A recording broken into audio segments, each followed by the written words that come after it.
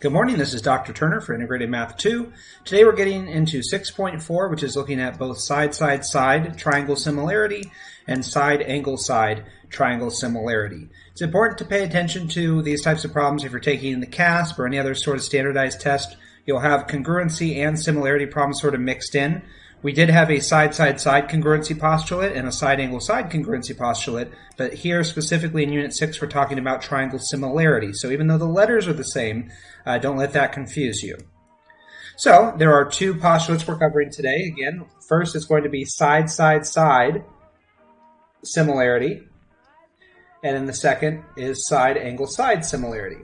Now for side-side-side and side-angle-side triangle congruency, we had to show that in the case of the first example, we had to show all three sides were the same.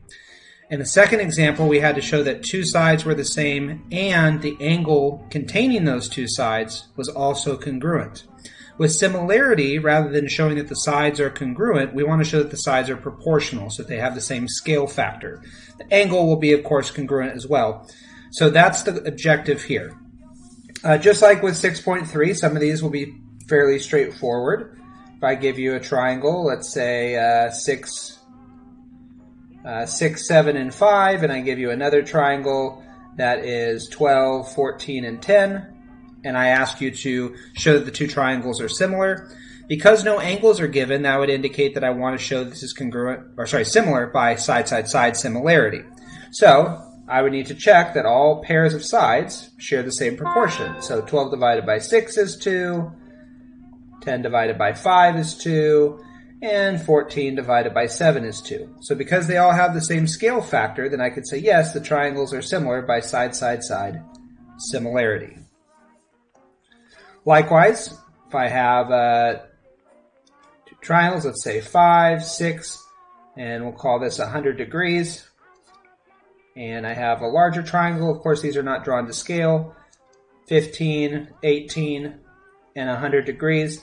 Here, because I'm missing a third side, it would indicate that I need to show the triangles are similar another way, not side-side-side.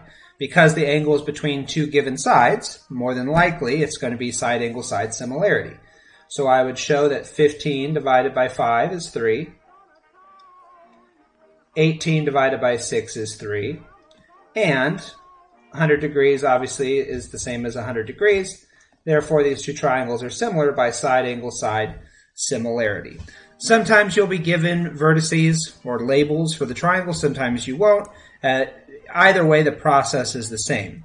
Now, something else to keep in mind here is that just like with 6.3 and 6.4, you're asked to recall all the angle pairs that you covered in Integrated Math 1, going back to vertical angles, corresponding angles, same side, or alternate interior, alternate exterior. Those are all angle pairs, and corresponding, those are all angle pairs that are congruent. So given a diagram, even if it's not specifically indicated that yes, these are the same, or if your measurements aren't the same, you could still have a pair of angles that are congruent if they are one of the angle pairs that we've already covered in Integrated Math 1.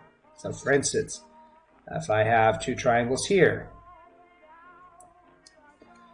let's say this is 12 and 4.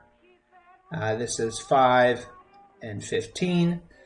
So here I'm not given any angle measurement. However, because in the middle here these are formed by intersecting lines, those are vertical angles which are congruent. And just so that we can label it, put some letters here. We'll do A, B, D, F, and we'll call that middle point C. Okay? So angle ACB is congruent to angle FCD because they are vertical angles. Again, if we were doing this in person, I would expect you to do a two-column proof and justify each step. For now, I just want you to show me what parts are similar or what parts are congruent to show the triangle similarity. Okay, then we can show that 15 divided by 5, that's a scale factor of 3. 12 divided by 4 gives me a scale factor of 3. Therefore, these triangles are similar by side-angle-side similarity. Okay. Now, number 4, another example here. Let's say I have 10 8, and we'll change this a little bit. Let's say this is 6, 8, and 10.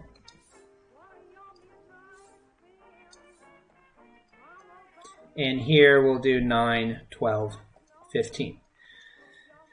Once you've covered all the different types of triangle similarity, typically it's going to be up to you to decide which way you want to prove it. So here, because I have two right triangles, I could do side, angle, side, or I could do side, side, side. It's a matter of preference. But let's say I do side, side, side. So again, the goal is to just show that all of these have the same ratio. 9 over 6 is 3/2, or 1.5. 15 over 10 also gives me 1.5. And 12 over 8 also gives me 1.5. Because the scale factor is the same on all three, this is side, side, side similarity. That's pretty much it. All these questions are going to ask, are they similar? And if they are, you need to justify your response. So don't just tell me side, angle, side, or side, side, side. Show me which sides are proportional, or show me which angles are congruent. That's it for today. Have a good day, and I will talk to you soon. Bye.